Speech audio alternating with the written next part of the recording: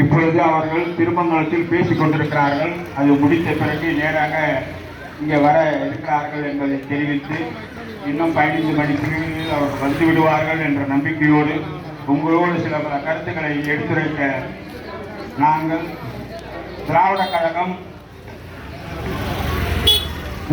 கழகத்தினுடைய பொதுக்குழுவில் எந்த கட்சி ஆட்சிக்கு வரக்கூடாது, எந்த கட்சி ஆட்சிக்கு வர வேண்டும் என்ற அந்த முனைப்பில் விரட்டை அளிக்கப்பட வேண்டிய பிஜேபி ஆட்சியை வீழ்த்தி அவர்களை இந்த நாட்டில் 3வது முறையாக ஆட்சியில் அமர்த்தினால் இது நமக்கு கிடைக்கக்கூடிய கடைசி தேர்தலாக இருக்கும். அதே காங்கிரஸ் பேரியக்க கூட்டணிக்கு வாக்களித்தால் நாம் மீண்டும் அனைத்து தேர்தல்களையும் சந்திக்கக்கூடிய ஒரு வாய்ப்பு உருவாகும். அது கவுன்சிலர் தேர்தலாக இருக்கலாம், சட்டமன்ற தேர்தலாக இருக்கலாம், அல்லது பாராளுமன்ற தேர்தலாக இருக்கலாம். எந்த தேர்தல் நடைபெற வேண்டும் என்று தொடர்ந்து 2026 2029 நாடாளுமன்ற தேர்தல் நாம் சந்திக்க வேண்டும் என்று சொன்னால் இந்த முறை பிஜேபி ஆட்சியை வீட்டுக்கு அனுப்பி அதே நேரத்தில் இந்தியா கூட்டணியை அமோக வெற்றி பெற செய்ய வேண்டும் என்பது திராவிட கழகத்தின் முடிவு. அந்த முடிவில் அனைத்து கட்சிகளும் ஒருங்கிணைந்து நாம் பாடுபட்டால் நிச்சயமாக இந்தியா கூட்டணி அமோக வெற்றி பெற்று ஆட்சி அமைக்கும். அது மட்டுமல்ல, திராவிட முன்னேற்ற கழகம் ஏறத்தாழ வரலாறை பார்க்கும் சொன்னால் நான் 77 இந்த தேர்தலை சந்தித்துக் கொண்டிருக்கிறேன். ஆனால் அந்த 77 தேர்தலில் டாக்டர் கலைஞர் அவர்கள் தோல்வி மேல் தோல்வி சந்தித்தாலும் இயக்கத்தை தலைவராக 50 ஆண்டு காலம் நீடித்திருக்கிறார் என்று சொன்னால் அவருடைய கஷ்டங்கள், அவருடைய தோல்வியை வெற்றியாக்கி இன்று நம்மளுடைய முத்துவேல் கருணாநிதி ஸ்டாலின் அவர்கள் ஆட்சி அமர்வதற்கான ஒரு அடித்தளத்தை உருவாக்கியவர் முத்தமிழறிஞர் கலைஞர் என்பதை நாம் அறிந்து கொள்வோம். காரணம், தோல்வி மேல் தோல்வி பெற்றாலும் அவர் இந்த அளவிற்கு ஒரு இயக்கத்தை நடத்தி கொண்டிருக்கிறார். ஏறத்தாழ 75 ஆண்டு காலம் இந்த இயக்கத்தை நடத்தியிருக்கிறார்.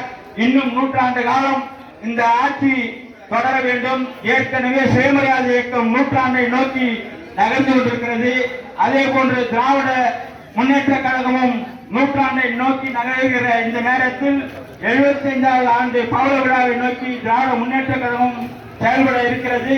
அது செய்த ஏராளமான செயல்களை பார்க்க வேண்டும் சொன்னால் காமராஜர் ஆட்சியில் சத்துணவு கிடைத்தது. அதே போன்று கலைஞர் ஆட்சியிலும் அந்த சத்துணவு தொடர்ந்தது. அதற்கு பின்னால் வந்தவர்கள் சத்து உணவாக பல திட்டங்களை வகுத்து கொடுத்திருக்கிறார்கள். அதே போன்று பள்ளியில் படிக்கும் மாணவர்களுக்கு அவர்கள் கட்டாயமாக படிக்க வேண்டும் என்பதை முன்னிறுத்தி நம்முடைய பிள்ளைகள் படிக்கிறார்களோ இல்லையோ 8ஆம் வகுப்பு வரை தேர்ச்சி பெற வேண்டும் என்ற ஒரு திட்டத்தை கலைஞர் அவர்கள் தான் கொண்டு வந்தார். அதன் மூலமாகத்தான் அவர்கள் கடினப்பட்டு 8ஆம் வகுப்பு வரை தேர்வு பெற்றார்கள். 8ஆம் வகுப்புக்கு பிறகு அவர்கள் பள்ளிக்கூடம் செல்வதை தவிர்த்த நேரத்தில் அவர் ஒரு திட்டத்தை வகுத்தார். பெண்களாக இருந்தால் அவர்களுக்கு திருமண உதவி திட்டம், 10ஆம் வகுப்பு வரை படித்தால் அவர்களுக்கு திருமண உதவி திட்டம் என்ற திட்டத்தை அறிவித்தார். 10ஆம் வகுப்பு வரை படித்தார்கள். பிறகு 12ஆம் வகுப்பு வரை படிக்க வேண்டும் என்ற ஒரு திட்டத்தை கொடுத்தார். மேலும் அந்த உதவி தொகையை கொடுத்தார். அது மட்டுமல்ல, 12ஆம் வகுப்பில் தேர்வு பெற்று விட்டார்கள். அதன் பிறகு கல்லூரி வரை படிக்க வேண்டும் என்று அனைத்து மாணவர்களையும் அனைத்து மகளிரையும் உருவாக்கினார். இப்படி ஒரு கல்விக்கான கட்டமைப்பை திராவிட முன்னேற்ற கழகம் உருவாக்கவில்லை என்று சொன்னால் இன்று நாம் இந்த நிலைமைக்கு இருக்க முடியாது. உலகிலே, இந்தியாவிலேயே கல்வித்தரம் தமிழ்நாட்டில் தான் அதிகமாக இருக்கிறது. தமிழ்நாடுடைய கல்வி சதவிகிதம் 52%. ஆனால் இந்தியாவில் உள்ள மற்ற மாநிலங்களுடைய சதவிகிதம் 48. காரணம், ஒவ்வொரு மாநிலமும் 15%, 20%, 11% என்று மற்ற மாநிலங்கள் இருந்தாலும் தமிழ்நாட்டில் மட்டும் கல்வி சதவிகிதம் 52% உயர்ந்ததற்கு யார் காரணம்? சுயமரியாதை இயக்கம் முதல் இன்றைய திராவிட முன்னேற்ற கழக ஆட்சி வரை இந்த கல்விக்காக ஏராளமான இலவசங்கள், ஏராளமான உதவிகள் கொடுத்ததன் காரணமாக நம் பிள்ளைகள் இன்று எந்த யாராக இருந்தாலும், அது சிறு கடைகளாக இருந்தாலும், பூ விற்பவர்கள், காய் விற்பவர்கள், தேநீர் கடைக்காரர்கள், மளிகை கடைக்காரர்கள், எவர் வீட்டு பிள்ளைகளாக இருந்தாலும் நாம் பட்ட கஷ்டம் நம் பிள்ளைகள் படக்கூடாது என்ற காரணத்திற்காக அவர்களை படிக்க வைத்தார்கள். அந்த படிப்பினுடைய சதவீதம் தான் இன்று தமிழ்நாட்டில் ஏறத்தாழ 52% உயர்ந்திருக்கிறது. அதாவது உயர்தர கல்வி சதவீதம் என்பதை உணர்ந்து கொள்வோம். அதே நேரத்தில் உலகம் முழுவதும் தமிழர்கள் எங்கெல்லாம் வேலை செய்கிறார்கள். உங்கள் வீட்டில் ஒரு குடும்பத்தை கேட்டால் உங்கள் மகள் என்ன செய்கிறாள் என்று சொன்னால், என் மகள் கனடாவில் பணி செய்கிறாள், என் மருமகன் அமெரிக்காவில் பணி செய்கிறான். அப்படியாக ஒவ்வொரு குடும்பத்திலும் யாராவது ஒருவர் வெளிநாட்டில் பணி செய்யக்கூடிய அளவிற்கு படிப்பை முன்னிறுத்தி அவர்கள் படித்துக் கொண்டிருக்கிறார்கள். இதற்கெல்லாம் யார் காரணம்? திராவிட இயக்கத்தின் வளர்ச்சி, திராவிட இயக்கத்தின் ஆட்சிதான்.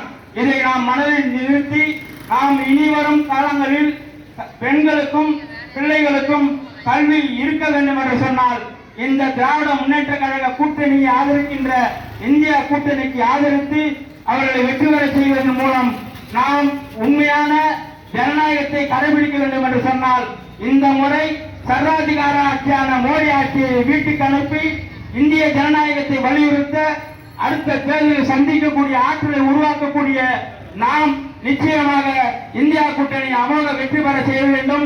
அதே நேரத்தில் இந்த தொகுதியிலே போட்டியிடுகின்ற மத்திய சென்னை நாடாளுமன்ற உறுப்பினர் ஐயா அண்ணன் தயாநிதி மாறன் அவர்களை வெற்றி பெற செய்து அமோக வெற்றி, அதாவது ஏற்கனவே இருக்கிற தேர்தல்களில் விட இந்த தேர்தலில் அதிகப்படியான வெற்றியை உருவாக்கி தர வேண்டும் என்று கேட்டு எனக்கும் ஒரு சிறு வாய்ப்பை வழங்கிய இப்பகுதி கழக பொறுப்பாளர்களுக்கு நன்றி தெரிவித்து விடைபெறுகிறேன். நன்றி, வணக்கம்.